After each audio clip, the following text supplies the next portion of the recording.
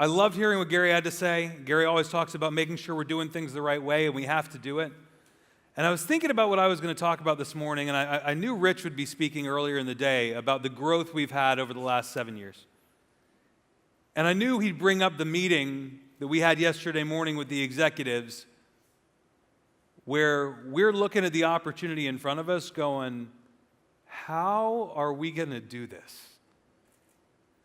And so it got me thinking about one of my favorite topics. For anybody who knows me, I'm not big on having a filter, and I have a dirty mouth sometimes.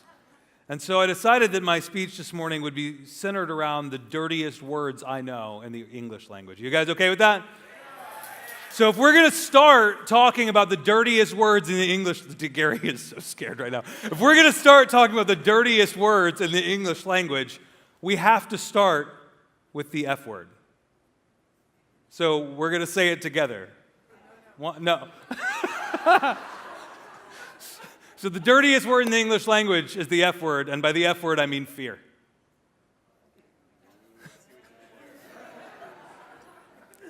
Because a lot of times the reason we're not where we want to be, it's because we let fear take over. Whether it's a fear of failure, a fear of not being good enough, a fear that you won't hit your goals, a fear of something new, a fear of change, or a fear of embarrassment where pride holds us back. These are all fears. Has anybody in this room ever felt any of those fears? Raise your hand. Feel it all the time. I think back to defining moments in my life when I was standing at a point and I knew I had to go a direction where I was comfortable or go somewhere new. And I would be lying through my teeth if I didn't tell you I was afraid. We've all been afraid. When I got the call from Jim Majeski saying, hey, what do you think about standing in Walmart stores selling DirecTV? I was running a pretty badass business on Quill at the time. I was making good money. My organization was growing. I was already a consultant. And I had a 7-month-old baby at home who would not stop crying. I was scared. So the next dirty word that we're going to talk about is the D word. Doubt. Oh, Vera's got a dirty mind because she would look at it and be like, I was going to say something else. Doubt.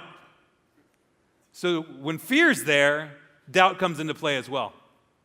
And most of the time, doubt's centered around ourselves and our own abilities and what if we fail.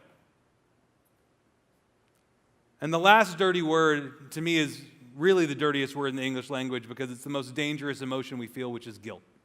The G word. Gluten. Yes, thanks, Ed.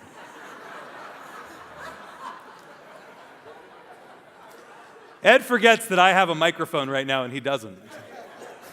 But I'm going to be nice because it's the kinder, gentler Adam. So guilt is the word that we're talking about. Where we know we didn't do our best and we know we could have done better, or we feel bad about a decision we made. And it paralyzes us.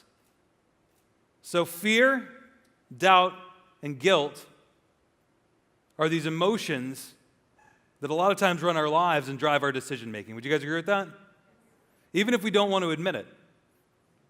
And so I was trying to think of other words we could replace fear, doubt, and guilt with. So I'm hoping you guys will bear with me on this because I think if we can take a step back and replace some of these emotions with other ones, it might drive us in a little bit more of a positive direction. So for the F word, we're going to replace the word fear with fun. I am somebody who is scared to death to do something in front of other people where I think I won't be good at it. Anybody else ever feel like that? I didn't play sports growing up. I wasn't a very popular kid growing up, and I thought a lot about why I wasn't popular. And when I was a kid, I thought it was because I wasn't good at sports, or I was kind of the short, chubby kid, or maybe I wasn't popular because I was kind of nerdy, or whatever the case may be. And come to look, you look back, and what you learn is other kids don't care about those things.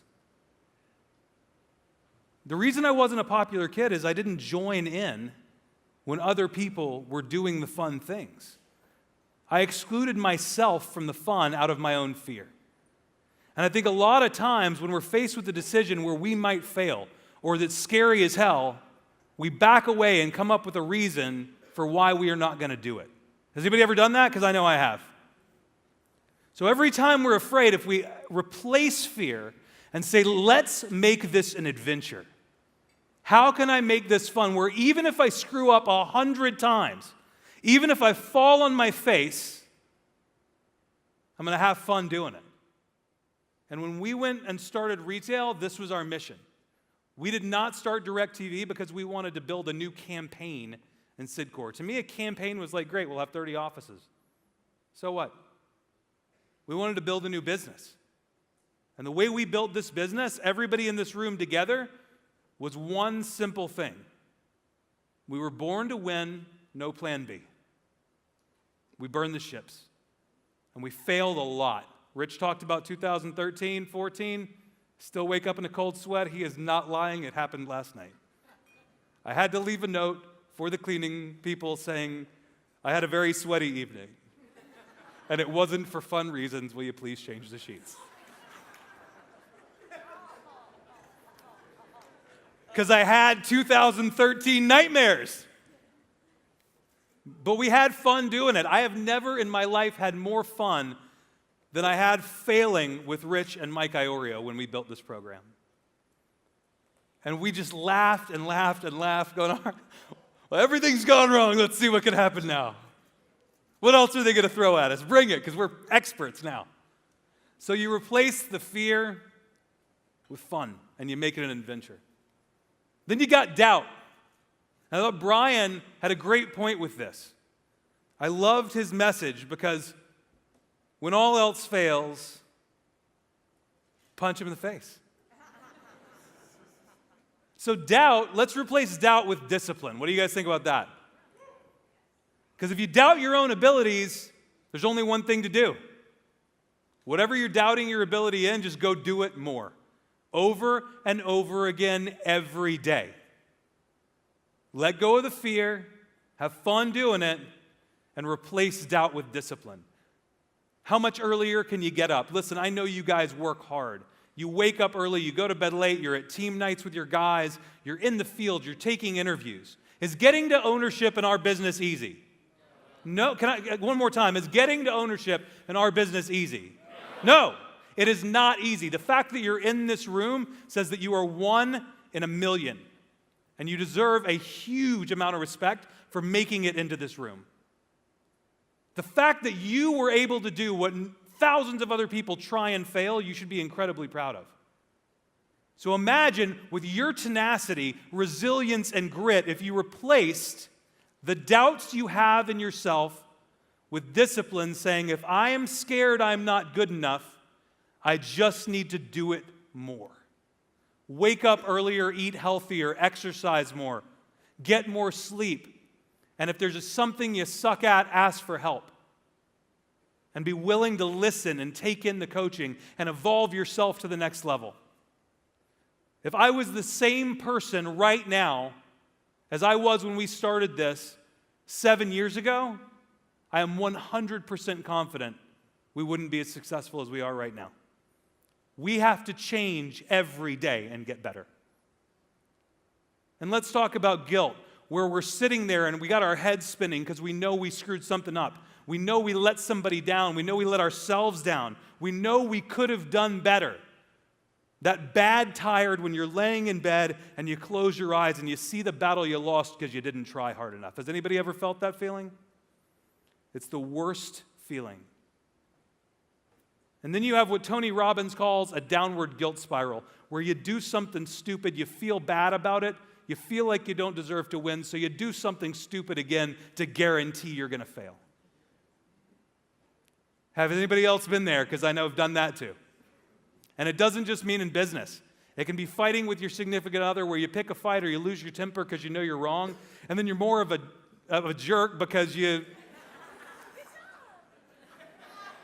more of a jerk because you caught yourself and you know you're wrong and your ego won't let it go. So what if we replace guilt with gratitude? What if we have that G word instead? Hey, guess what? In our business, guys, we're pretty fortunate because if we screw up, I don't know about you guys, but I am not a heart surgeon. If a heart surgeon screws up, somebody dies. I am not in combat like Brian Stan was. I will never live that guy's life. And thank God there are people who are willing to, and if anybody here served our country, thank you for that.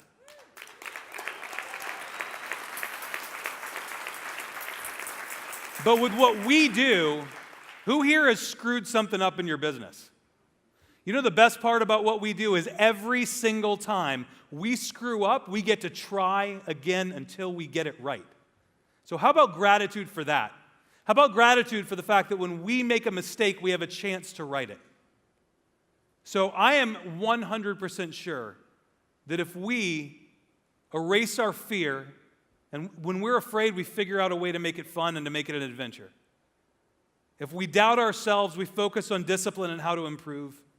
And every time we're feeling like we made a mistake and we feel guilty, we take a step back and accept what we've done with gratitude for the opportunity to make it right. We will blow the back doors out of this room next year, and we will be 100% more successful than we were last year. I wake up every single day because I love what we do, because I love seeing people live their best possible life. When I see the pictures of the guys on my team and the videos of them with their families, building and buying houses, taking vacations, giving to charity, there's nothing that fills my heart up more with joy. And I know why I get out of bed every day. And if the things that matter to you truly matter, you won't allow fear, you won't allow doubt, and you won't allow guilt to keep you from being your best self and prevent your team from succeeding. Let's have a great 2018.